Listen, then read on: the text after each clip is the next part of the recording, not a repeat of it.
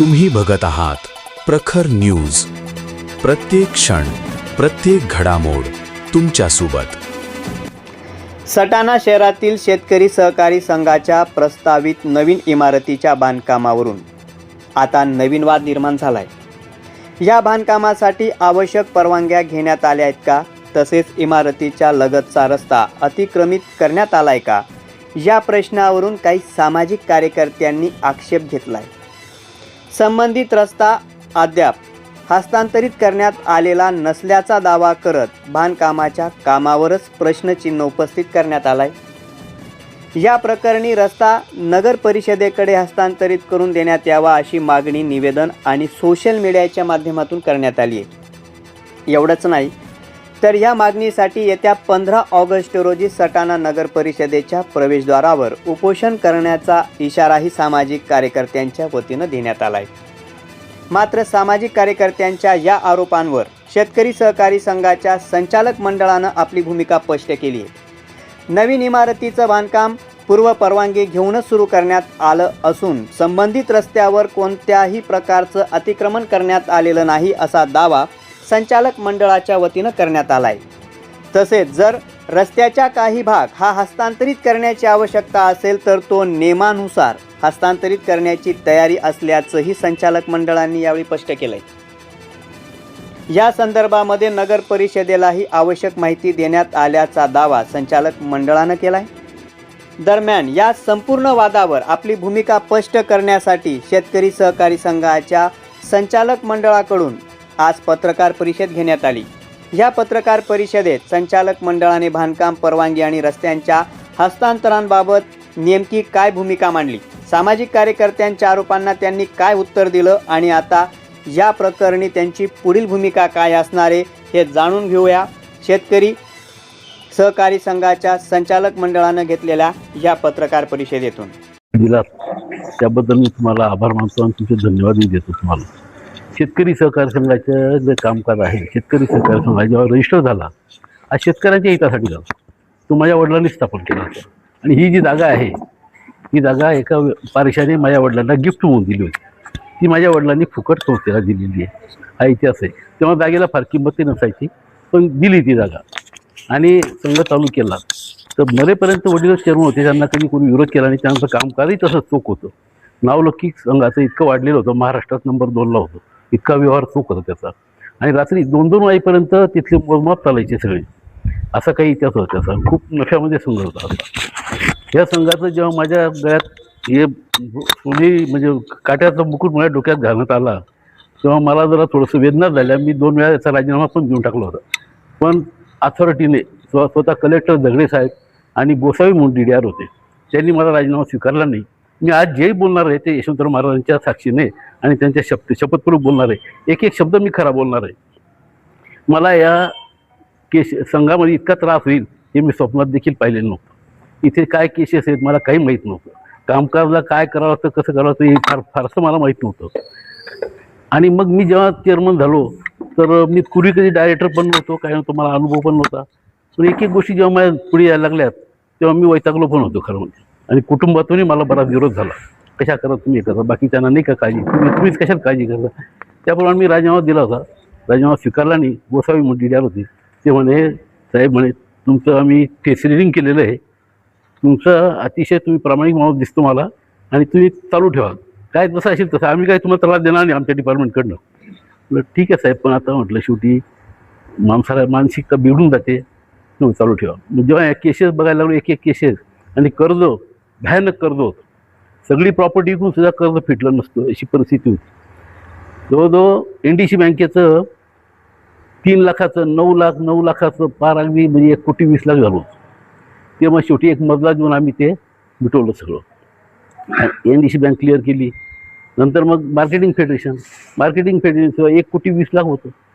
मग ते प्रशांत दादांना आम्ही रिक्वेस्ट केली. त्यानंतर आमचं जे कांद्याचा व्यवहार झाला होता मार्केटिंग एकाधिक कांदा खरेदीचा, तेव्हा सटाण्याचं नाव हे नंबर 1ला होतं. कारण 97% रिकव्हरी आली होती आपली आणि काही ठिकाणी तर 5% 10% 2% यापर्यंत रिकव्हरी होतं. एक पाऊस पडल्यामुळे आपलं 2.5% रिकव्हरी कमी झाली. थोडा माल नाशवंत झाला होता. 97% म्हटल्यानंतर आमचं नाव कोणीही मुद्दाम घेतलं नाही रेकॉर्डला, कारण काय बाकीच्यांना त्याचा इफेक्ट झाला असता. तर 97.5% रिकव्हरी म्हटल्यानंतर एवढा नफ्यात मार्केटिंग फेडरेशनला मिळाला. मार्केटिंग फेडरेशन ते रेकॉर्ड आमचं लक्षात ठेवलं आणि प्रशांत दादांनी तो मुद्दा लावून धरला आणि येऊन हे सांगितलं. अंकुशराव टोपे चेअरमन होते मार्केटिंग फेडरेशनचे, नंतर हे पण चेअरमन झाले की काही नाही, हे संघाचा कारभार पुरी चांगला होता, हा माणूस चांगला आहे, त्यांचे व्यवहार आत्तापर्यंत जे झाले ते क्लिअर झाले, काही कर्ज त्यांनी फेडलेलं आहे, काय आता एवढं रिकव्हरी चांगली दिलेली आपल्याला. तर त्यांनी 1,20,00,000 अवघ्या 12 लाखात ते मिटवलं. 12 लाखापैकी 6 लाख रुपये आम्हाला कांद्याचं याच्यात कमिशन मिळालं. 6 लाख रुपये हे व्यक्तिशः मी भरले. ते 2च दिवस बाकी राहिले होते. या 2 दिवसात तुम्ही 6 लाख भरले तर ठीक, नाही तर पुन्हा मग 1,20,00,000 तुम्हाला भरावे लागते, असं एक हे चालू झालं होतं. शेवटी 6 लाख मी माझ्या पदरचे भरलेत आणि नंतर माझे 6 लाख हळूहळू वसूल झाले थोडेसे. कोर्ट कचेऱ्या जवळजवळ 83 केसेस होत्या. 83 पैकी 80 केसेस मी आता परवापर्यंत मिटवल्यात. NDC बँकची एक इमारत ते सोडत नव्हती आम्हाला. 2 मजली इमारत त्यांच्या ताब्यात होती. जवळजवळ 18 वर्ष त्यांच्या ताब्यात होती. त्या इमारतीला भाडं होतं 1,700 रुपये. आम्ही त्यांना बरीच रिक्वेस्ट केली, ते काही इमारत सोडत नव्हते. मग योगाने फायनवादा ती इमारत पडली आणि आम्हाला मग ते एक क्लेम सुरू झाला. मग कोर्टात आम्ही ऑलरेडी दावा दिला होता त्या पहिल्या चेअरमनने. तर ते आम्ही रन केलं. कोर्टाकडे आम्ही 15 लाख रुपये मागितले होते नुकसान भरपाई. कोर्टाने समंजसपणे ते आम्हाला सांगितलं तुम्ही विड्रॉ द्या. आधी 2006ची केस आहे, 2026 झाला आता, 20 वर्षे गेले, अजून पुढे 2 कोर्ट आहेत, कशाला बांधणी करता, मिटून घ्या. मग त्या सामनेवाल्यानं पण बोलवलं, त्यांनी पण बोलवलं. मग शेवटी ते आम्ही कमीत म्हटलं 10 लाख तरी आम्हाला द्या. 15 लाखाच्या वेळी 10 लाख तरी द्या. कोर्टाला आम्ही रिक्वेस्ट केली. म्हणजे बघा तुमचं काय होतं ते. मग शेवटी त्यांचा वकील आमचा वकील कॉम्प्रोमाइज झालं, 5 लाखावरती मिटवलं. आणि ते 5 लाख आम्हाला मिळाले. आता त्याच्यावर आमचं सगळं थोडंफार चालू आहे, पगार बिगार सगळं. आणि ज्या ज्या केसेस लढलो मी स्वखर्चानं लढलो, कधी 5 पैसे प्रवास खर्च घेतला नाही. सटाणा, मालेगाव, नाशिकला 4 ठिकाणी केसेस होत्या. लेबर कोर्ट, कोऑपरेटिव्ह कोर्ट, नंतर सिव्हिल कोर्ट आणि क्रिमिनल कोर्ट आणि आणखीन एक कोर्ट होते. अशा 4-5 ठिकाणी केसेस होत्या. त्या सगळ्या मी निस्तरल्या अगदी. काही ठिकाणी कॉम्प्रोमाइज केलं, काही ठिकाणी निकाल आमच्या बाजू लागले, काही ठिकाणी ते एक्सपार्टी झाल्यात. अशा पद्धतीने जवळजवळ आत्तापर्यंत 80 केसेस मिटवल्यात. 3 बाकी आहेत. 3 पैकी 2 हायकोर्टात बाकी आहेत आणि एक मालेगाव कोर्टात हायकोर्टाने रिमांड केलेली आहे. त्या खाली आम्ही जिंकलेलो आहोत. त्याचा निकाल आपल्या बाजून लागू शकतो. आता प्रश्न असा होता की टायटल क्लिअर नव्हतं संघाचं. सातबाऱ्याला सीड्स अँड कॉर्पोरेशन टायटल होतं. आत्तापर्यंत संघाला हे NDC बँकेने कर्ज दिलं. जर टायटल क्लिअर नाही सातबाऱ्याला तर कसं काय कर्ज दिलं यांनी? मला ते आश्चर्य वाटत होतं. मग शेवटी ते आम्ही टायटल क्लिअर केलं. त्याला बराच खर्च आला, ते कागदपत्र पुरवायला लागले सगळे, जुन्या नोंदी काढल्या, हे केलं ते केलं. आता ब्रिटिश काळात 1942 सालाचा सातबारा उतारा आमच्याजवळ आहे. बिनशेती त्याच्यावर लिहिलेलं क्लिअर कट. पूर्वी काय होतं, बिनशेती असंच लिहिलेलं असायचं. नंतर काय झालं, त्याचं थोडंसं प्रॉब्लेम तयार राहील. मग गव्हर्नमेंटने बिनशेतीचे 3 प्रकार केले. एक इंडस्ट्रीयल, एक कमर्शियल आणि एक रेसिडेन्शियल. तर ते बिनशेती नगरपालिका आम्हाला तिथे अडवलं आता शेवट की हे बिनशेती आहे, इथे तुम्ही कमर्शियल नाही आहे. आम्ही ते कमर्शियल पण करून आत्ता दिलं, 2 महिन्यापूर्वी दिलं. नगरपालिकेने आत्तापर्यंत जेही कागदपत्र मागितले ते आम्ही सगळे त्यांना दिलेले. आज महाराष्ट्रात कोणी दिले नसतील एवढे कागदपत्र यांनी आमच्याजवळ मागितले, आम्ही सगळे त्यांना पुरवलेले आहेत. आणि आता हे जे आमच्यावर चालले सगळे खोटेच आरोप चालले, काहीतरी मुद्दामच चाललंय सगळं. एकही आरोपला खोटे, त्याचे मी पुरावे आणलेले आहेत. तुम्ही अतिक्रमण केलं असतं ना बाकीच्या. हा, आता ते बरं का, शेवटचं त्यांनी मोजली की बिल्डिंग अतिक्रमणात नाही. बिल्डिंगची मोजणी केली, 1 इंच सुद्धा बिल्डिंगचं बांधकाम जास्ती झालेलं नाही. क्लिअर कट निघाला.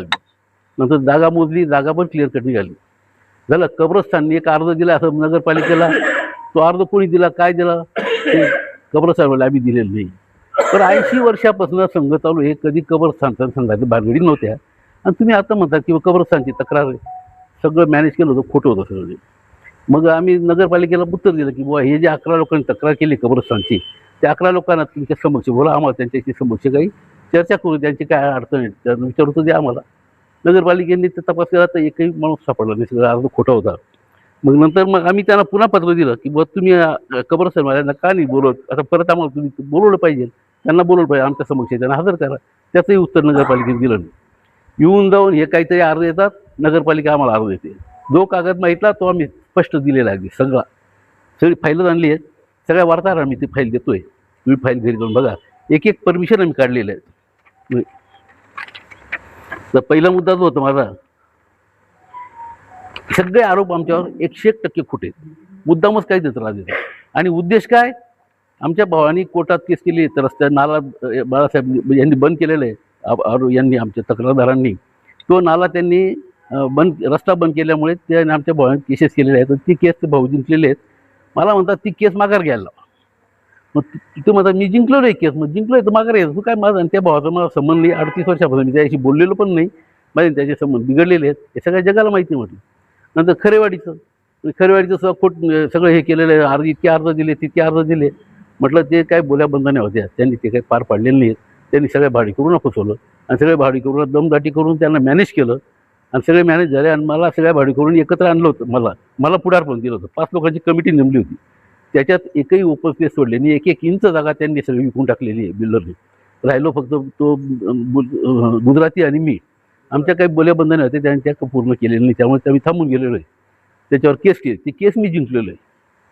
बेकायदेशीर सगळं बांधकाम झाल्याबद्दल मी जवळजवळ 42 अर्ज दिलेत. जे बांधकाम सुरू झालं तेव्हा, की हे बांधकाम बेकायदेशीर आहे, हे तुम्ही थांबवा.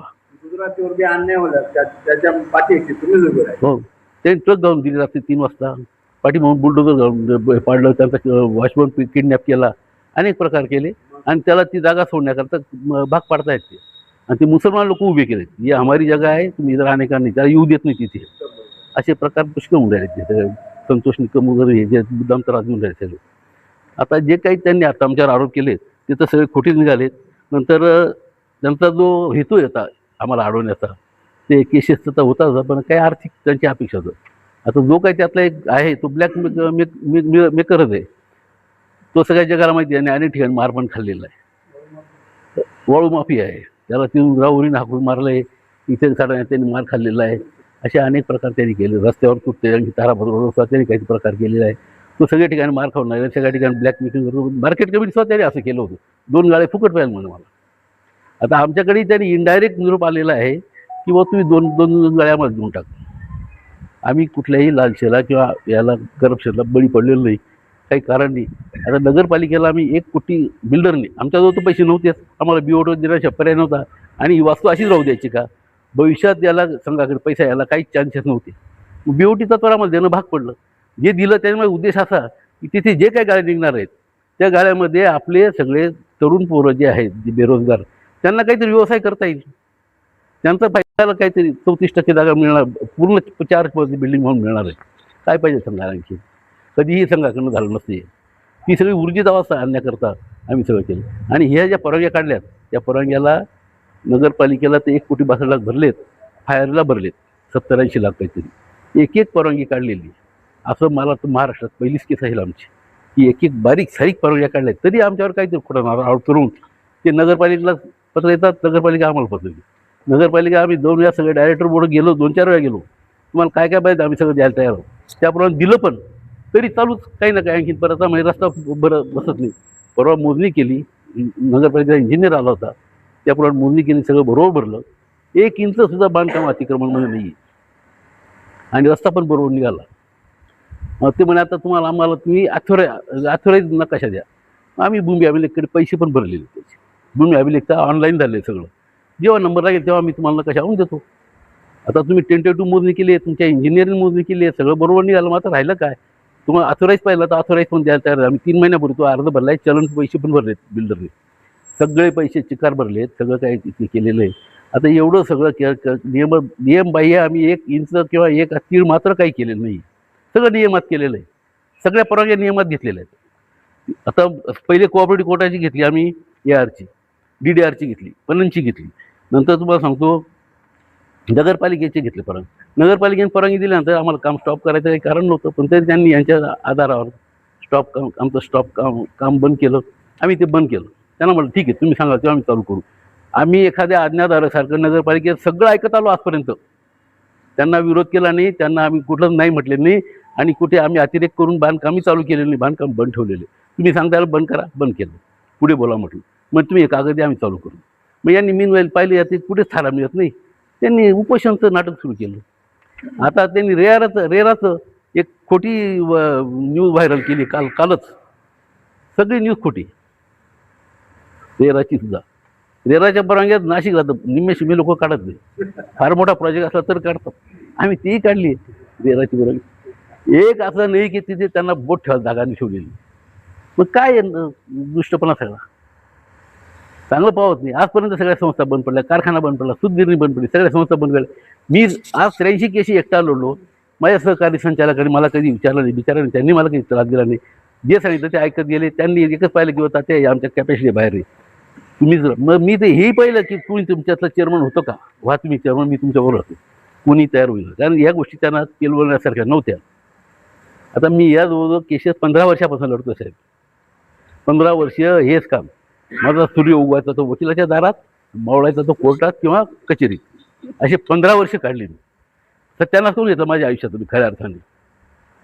खरोखर सत्यानाश करून घेतलं आयुष्यात. माझ्या घरात माझी काय भांडण झालं, माझी पत्नीला माझे भांडण व्हायचे, पोरांचे भांडण व्हायचे, मी सगळं सहन केलं. एकच पाहिलं की आता बापाची अस्मिता आहे, आपण आता एवढं केलं थोडं राहिलं, एवढं केलं थोडं राहिलं. ते मारुती शेपट लांबतच गेली आणि मला तो सगळं आता पूर्ण करत आणलं, सगळं व्यवस्थित उभं करतोय. तर हे सुरू झालं. काय न्यायच झाला नाही यांचा. नाही आम्ही ठीक आहे आमचं. अहो आम्ही काहीच चुकलेलं नाहीये बरं का. रस्ता हस्तांतराची त्यांनी मागणी माहिती आहे. भूमी आम्ही याला नकाशा की आम्ही रस्ता हस्तांतर करून द्यायला तयार आहे.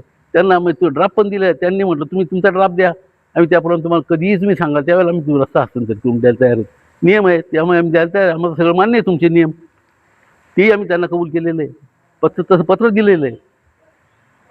झाल्यानंतर आणखी विषय होता हां वाणिज्याची परवानगी नाही माहिती तुमची. 7/12 फक्त बिनशेती आहे, ती परवानगी आणून दिली.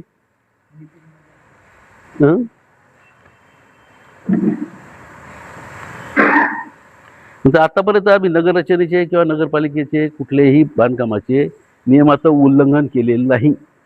त्यांनी सांगितलं ते आज्ञाधारकपणे आम्ही बंद ठीक आहे तुम्ही सांगता बंद, तुम्हाला काय पाहिजे हे दिलं, चला केलं, हे चला दिलं, सगळं देत आलो करत आलेलं आहे. वस्तू एखादा राहिला असता तर आम्हाला नाही द्यायचं, तुम्ही परवानगी देऊन टाकली होती, काय करायचं करा जा असं म्हटलं, जा कोर्टात जा. आम्ही तेही त्यांना कधी उद्धटपणे बोललो नाही आजपर्यंत. आणि आता पुढचं जे व्हायचं ते होईल, आम्ही करणार काय घ्यायचं ते.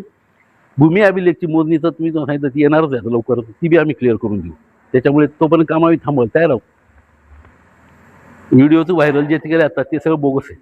रेराचं व्हायरल त्यांनी आता केलेलं आहे, सगळं खोटं आहे. या सगळ्या प्रिंट काढून आम्ही त्यांच्यावर आपण सांगितलं दावा करणार, ते सगळं आम्ही ठरवलंय करायचं, ते आम्ही करणारच त्यांच्यावर. याच्या पलीकडे कोणा काय मला वाटतं काय मुद्दा आहे का. आणि हे जेव्हा प्रकरण सुरू झालं, आता तुम्ही पाहिलं की सगळे शेतकरी संघाचे संचालक विविध गावात येत आहेत. अक्षरशः आम्हाला यांचे कोणतेही पत्र आलेत, आम्ही प्रत्येक पत्राला उत्तर दिलेलं आहे. आणि मला असं वाटतं की नगरपालिकेने 100% सहकार्य केलेलं आहे. परंतु हे जे काही उद्या याला बसत आहेत, उपोषणाला बसत आहेत, जे माझा थोडा स्पष्ट स्वभाव आहे, मी नाव नाही घेणार मी, परंतु तुम्हाला सगळ्यांना माहिती आहे कोण घेत आहे ते. आणि त्यापैकी दोघंही ब्लॅकमेलर्स आहेत असं मी या ठिकाणी मुद्दामून स्पष्टपणे सांगेल. ब्लॅकमेलर्स या अर्थाने की त्यांनी प्रत्येक आत्तापर्यंत त्यांनी पदावर असताना सुद्धा काय काय दंगडे केलेत वगैरे ते सगळे आम्ही काढलेले आहेत. दर शनिवारी कुठून पगार जायचे, काय जायचे, डिझेल कुठून भरले जायचे, मजुरांचे पगार कुठे जायचे, हे सगळ्या सगळ्यांना माहिती. फक्त दहशतीपोटी कोणी बोलत नव्हतं. मात्र आता आमच्या त्यांनी शेपटीवर पाय दिल्यामुळे आम्हाला नाईलाज असतो सगळ्या गोष्टी बोलावं लागत आहेत. याच्यामध्ये काही गोष्टी मी तुम्हाला सांगेल की आता माझ्या हातात जी फाईल आहे ही तुमच्या ताब्यात सगळे देणार आहोत आम्ही कागदपत्र. त्यांनी जे जे काही प्रश्न उपस्थित केले होते त्या सगळ्या प्रश्नांना या पत्राद्वारे आम्ही उत्तरं दिले, शेतकरी संघाने उत्तर दिलेली आहेत. आणि जे कोणी बिल्डर्स ते म्हणतात की पुण्याचे बिल्डर्स आहेत आणि त्यांच्या घशामध्ये सगळं ओतलं जाणार आहे, असं काहीही नसून बिल्डर आपले लोकल आहेत, कळवण आणि सटाण्याचे आहेत. आणि त्यांच्या मार्फत त्यांनी म्हणजे तुम्ही एखाद्याला ॲक्सेप्ट करणार नाही, परंतु जवळपास 1.5 कोटीचे 1,62,00,000 रुपयाच्या आसपास आजपर्यंत त्यांनी चलनाद्वारे पैसे भरलेले आहेत, फक्त नगरपालिकेचे. त्यांनी आजही तहसीलदार कचेरीमध्ये अर्ज पेंडिंग आहे. ते त्यांना नियम माहिती नव्हते नगरपालिकेला की तहसीलदारांकडनं जी वाणिज्य परवानगी येते ती आता नगरपालिकेकडे हस्तांतरित झालेली आहे. आणि नगरपालिकेच्या कोणत्याही कर्मचाऱ्यांना ती माहिती नव्हती. ती माहिती घेऊन त्याचे सुद्धा पैसे भरून आजपर्यंत जेवढे सिटी सर्वेला 2-3 वेळेस मोजणी केले त्याचे सगळे पैसे भरून सगळ्या काही ज्या काही परवानग्या आहेत त्या सगळ्या लिगलाइज केल्या आहेत. परंतु यांचं जे आहे ना, यांचं वड्याचं तेल वांग्यावर चाललेलं आहे. प्रल्हाद तात्यांवर त्यांनी जे आरोप केले, म्हणजे इनडायरेक्टली केले त्यांनी, किंवा संघाने असं केलं तसं केलं, आम्ही आजपर्यंत नगरपालिकेच्या कोणत्याही अधिकाऱ्यांना 1 रुपया दिला नाही. तुम्हाला सगळ्यांना माहिती आहे, मी वैयक्तिक भारतातला एकमेव असेल की 6 लोकांना मी आज भ्रष्टाचार पकडून दिलेलं आहे, आणि कमीत कमी 25-30 लोकांना मी आजपर्यंत मदत केलेली आहे, आणि ते सक्सेस झाले आहेत सगळे ट्रॅप्स. तर मी वैयक्तिक इथं असताना कोणत्याही गोष्टी होऊ देणार नाही किंवा झालेल्या नाही आहेत. त्याच्यामुळे कोणत्याही त्यांनी जे सांगितलं की बाबा मॅनेज केलेत वगैरे, आम्ही कोणतेही मॅनेज केले, कारण आम्हाला आमच्या कर्मचाऱ्यांचे पगार करायला पैसे नाहीत सध्या, तर आम्ही कोणत्या पद्धतीने देणार? ज्या काही केसेस मिटवल्या त्या तात्यांनी आजपर्यंत त्यांच्या खिशातनं मिटवल्या, त्यांचे काही थोडेफार भाडं यायचं त्याच्यातनं ते पेबॅक करून, आणि तात्यांनी सगळ्या काही हिशोब आमचा नंबर 1 मध्ये आहे. दुसरी महत्त्वाची गोष्ट अशी की त्यांनी जे जे काही आज काल मला वाटतं व्हिडिओ व्हायरल्स केलेले आहेत बरेचसे, त्या व्हिडिओमधले मे महिन्याची त्यांची चार्ज आहेत असं एकंदर लक्षात आलंय. आम्ही हे खात्रीसाठी म्हणून नगरपालिकेकडे पाठवलं, आणि नगरपालिकेने सांगितलं की हे मे महिन्यातले अर्ज आहेत, त्याच्यानंतर तुमच्या परवानग्या वगैरे बऱ्याचशा क्लिअर झालेल्या आहेत. तांत्रिक दृष्टी आता तुम्हाला सगळ्यांना माहिती आहे की तांत्रिकदृष्ट्या काहीतरी प्रॉब्लेम्स येणार, आणि त्या ठिकाणी थोडं डिले झालेलं असेलही एखाद्या वेळेला, आणि तहसीलदार कचेरीतनं नगरपालिकेकडे ट्रान्सफर व्हायला जी काही वेळ लागला त्याच्यामध्ये फक्त दिरंगाई झालेली आहे. मात्र ते अर्ज आमच्या बिल्डरनी तहसीलदार कचेरीमध्ये सुद्धा दिलेले आहे की आम्ही तो रस्ता सुद्धा हस्तांतर करायला तयार आहेत. रस्ता तिथं ज्यांनी सांगितलं की 800 काहीतरी फुटाचा रस्ता ते दिसत नाही, तसं काही नसून आज कोणीही तिथे गेलं, तुम्ही जरी आज तिथे कॅमेरे घेऊन गेले, तिथं रस्ता तेवढा मोकळा सोडलेला दिसतोय. त्यामुळे आम्ही कोणत्याही नियमांचं उल्लंघन आज केलेलं नाहीये. तिसरी महत्वाची गोष्ट, जे आता ते 2 जण आहेत ते दोघंही ब्लॅकमेलर्स आहेत. दोघांची अपेक्षा आहे की आम्हाला कमीत कमी 2-2 गाळे तरी मिळावे याच्यात. यांचा तो इनडायरेक्टली आमच्यापर्यंत निरोप आलेला असताना आम्ही त्यांना सपशेल नकार केल्यानंतर त्यांनी सगळे उद्योग सुरू केलेले आहेत. तुम्हाला माहिती आहे याच्या आधी काय काय प्रकार झालेत वगैरे, हे मी जर ओपन करायला गेलो तर ते खूप कुठच्या कुठं निघून जाईल. मात्र ते न करता मी आज मुद्दाहून मोगम सांगणार आहे की जो एक ब्लॅकमेलर आहे त्यांनी मार्केट कमिटीमध्ये मार खाल्लेला आहे. त्यांनी एक गाळा कुठल्या तरी मंत्री महोदयांच्या फोनवरनं काहीतरी बोगस फोन कॉल करून आणि त्यांनी मार्केट कमिटीकडं मागितला होता अर्ज, आणि त्याच्यावरनं जे आता तिथले सचिव साहेब आहेत त्यांच्यावर त्यांनी बरेच आक्षेप घेतले होते. त्यांचीही हायकोर्टामध्ये काय म्हणतो त्याला पण ती एक केस पेंडिंग आहे की ज्याच्यामध्ये त्यांनी त्यांचा बदनामी झाल्याचं त्यांनी दावा दाखल केलेला आहे. असे अनेक प्रकार आहेत. राऊरीला वाळू माफिया होते, या रस्त्याच्या कामांमध्ये त्यांनी निताण्याची सुद्धा माती विकून तिथे तलाव बांधून द्यायचं कबूल केलं होतं. तिथं कोणतंही काम केलेलं नाहीये. हे असेच त्याचे सगळे उद्योगधंदे आहेत. पिंपळनेरला आज त्याच्यावर 4 केसेस पेंडिंग आहेत. त्यांनी असंच आदिवासींच्या वगैरे जमिनी बळकावून, आणि इथेही सटाण्यामध्ये तेच प्रकार त्यांनी चालू केलेत. मी वैयक्तिक त्याला भेटलो आणि त्याला सगळे जेव्हा सांगितलं तर त्यांनी तात्यांवर काही वेगळे आरोप केले होते जे की सपशेल तात्यांनी नाकारलेले आहेत. त्याच्यामध्ये एक मोठ्या माजी अधिकाऱ्यांचे नाव आहे, मी ते वेळ आली त्यावेळेला मी डिस्क्लोज करेल. माझ्याकडे त्याच्या रेकॉर्डिंग्स आहेत. हे मुद्दामून आज तुम्हाला पत्रकारांना मी मुद्दामून सांगतोय. दोघांकडे गेल्यानंतर दोघांच्या घरच्या माझ्याकडे रेकॉर्डिंग्स आहेत, आणि दोघांनी पण क्लिअर कट सांगितलं की ते रस्त्याचं मॅटर मिटवा, आम्ही केसेस मागे घेतो. हे रस्त्याचं मॅटर तात्यांची कोणत्याही किंवा माझ्या फॅमिलीची कोणत्याही संबंधित नाही. आमच्या चुलत भाऊ प्लस 5-6 लोक आहेत, त्यांच्या जमिनीचा तो मॅटर रस्त्याचा आहे. एक नाला होता सरकारी, तो बळकावलेला आहे रस्ता, जो की सगळ्या अधिकाऱ्यांनी तो निकाल पॉझिटिव्ह दिलेला आहे. आजही ती केस मालेगावमध्ये पेंडिंग आहे. निकाल सुद्धा त्याचा जवळपास फायनल झाला नाही, फायनल व्हायचं, तर त्याचा निकाल सुद्धा लागलेला आहे की ती नाला मोठा करून देण्यात यावा म्हणून तो रस्ता चालू करण्यात यावा. तर ती केस तुम्ही मागे घ्या आणि मग आम्ही हे गाळ्यांचं मागे घेतो असंही त्या व्यक्तीने सांगितलेलं आहे. हे मला सांगितलेलं, त्याची रेकॉर्डिंग मी वेळ पडली त्यावेळेला मी तुम्हाला निश्चित ती सादर करेल. तिसरी महत्वाची गोष्ट अशी की खरेवाडीचं जे प्रकरण होतं ते कोणाशी संबंधित नव्हतं. बिल्डर दाभाडीचा, तो इथं येऊन त्यांनी अनियमितपणे सगळे गाळे किंवा जागा विकलेल्या आहेत. कोणतीही ओपन स्पेस सोडलेली नाही, कोणतेही रस्ते सोडलेले नाहीत, आणि त्याच्यामध्ये ते मॅटर चालले म्हणून त्यांनी ते केलं. सगळं ते म्हणजे अगदी अनियमित आहे. आणि त्याच्यामधनं त्यांनी सांगितलं की तात्यांनी त्या केसेस माघारी घ्याव्यात. तात्यांनी मला त्रास दिलेला आहे. तात्यांनी आमच्या भाऊबंधांच्या खरेदी खत रद्द केलेले आहेत. यांचा कुठलाही संबंध नसताना त्यांनी आरोप करणं एकदम विचित्र होतं किंवा करायला नको होतं. आता सध्या काय त्यांना पण कामधंदे नाही, त्याच्यामुळे ते मला असं वाटतं की ते याच्यामध्ये अडकलेले आहेत आणि कुठून तरी ओघ सुरू व्हावा हा त्यांचा उद्देश दिसतोय.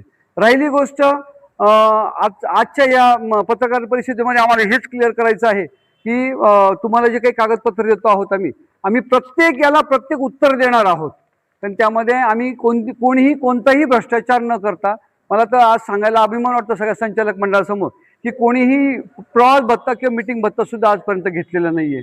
आणि जे काही चालू होतं म्हणजे समोर MSCBचे ऑफिसेस वगैरे होते ते कसे रिकामे केलेत काय केलेत ते आम्हाला माहिती. त्या पद्धतीने सगळं करून आणि आज ही सटाणा नगरीमध्ये अगदी आलिशान वास्तू या ठिकाणी उभं होते.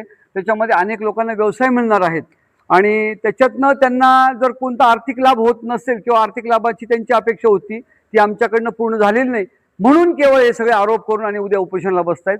मला असं वाटतं, मी सगळ्यांना विनंती करेल की याचा नक्कीच चिरफाड करा. तुम्ही भले आमच्या नावानिशी चिरफाड केलं तरी आमची काहीच हरकत राहणार नाही, कारण आमच्याकडे प्रूफ्स आहेत.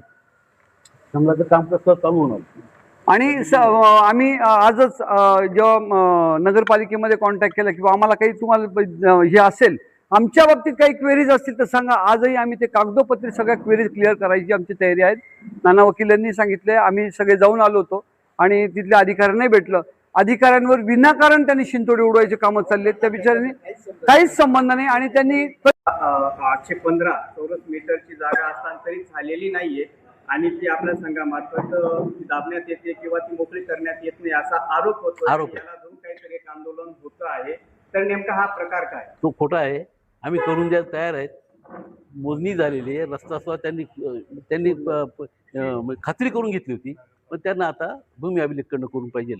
ते आम्ही पैसे भरले, चलनाने पैसे भरलेत. भूमी अभिलेख आता ऑनलाईन झालेले आहे. तो नंबर लागला, त्यांनी नकाशा दिला की ते आम्ही क्लिअर करायचं आहे. आणि मग या संदर्भामध्ये जेव्हा नगरपालिका प्रशासनाकडे सर्व अर्ज गेले होते तर नगरपालिका प्रशासनाचे मुख्य अधिकारी असतील किंवा संबंधित विभाग असेल त्यांनी तुमच्या दोघी गटांमध्ये बैठक वगैरे लावून दिली होती का? नाही, त्यांनी आमच्यासमोर ते बी आले नाहीत आणि ते नगरपालिकेने लावली नाही. उलट कब्रस्तानवाल्या लोकांना आम्ही सांगितलं होतं की त्यांना आमच्यासोबत बोलवा. नगरपालिकेत तपास केला, ते सगळं खोटं निघालं. एकही माणूस खरा नाही, त्याची सही खरी नाही, ते माणसं सटाण्यातले नाही, तसे माणसंच नाही आहेत कोणी. तो अर्ज 100% खोटा आहे. म्हणजे हे ट्रस्टमध्ये जाऊन त्यांनी ट्रस्टीनं दम दिला, तुम्ही असा अर्ज करा तसा अर्ज करा, मी पाय घेसू मिशे सगळं मिशे मी पाय घेसू, हीच भाषा काय सगळीकडे.